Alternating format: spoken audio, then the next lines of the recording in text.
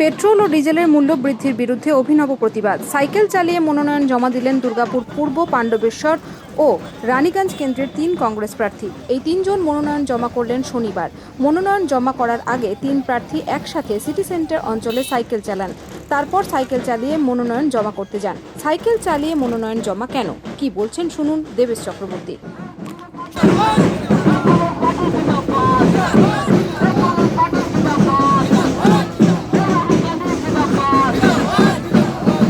দেখুন, আপনারা জানেন নির্বাচন চলছে এবং ঠিক একই সময়ে গোটা পৃথিবী উত্তাল যুদ্ধের জন্য মোদী সরকার কায়দা করে কিছু ট্যাক্স কমিয়ে এখন আপাতত ভোট বৈতরণী পার হওয়ার জন্য মানুষকে রিলিফ দেওয়ার চেষ্টা করে।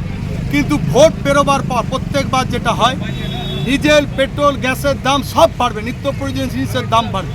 দিদি আর মোদির এই প্যাকেজ, আমরা তাই এখন থেকে মানুষকে সচেতন করছি এবং আমরাও অভ্যাস করছি ভোটের পর তখন তো আর কেউ 4 চাকা বা গাড়িতে যেতে পারবে না পরিবহন, তাই আমরা যেন আদিম যুগে ফিরে যাচ্ছি। এখন সাইকেল, এরপর হয়তো আমরা গরুর গাড়ি নিয়ে বেরোবো।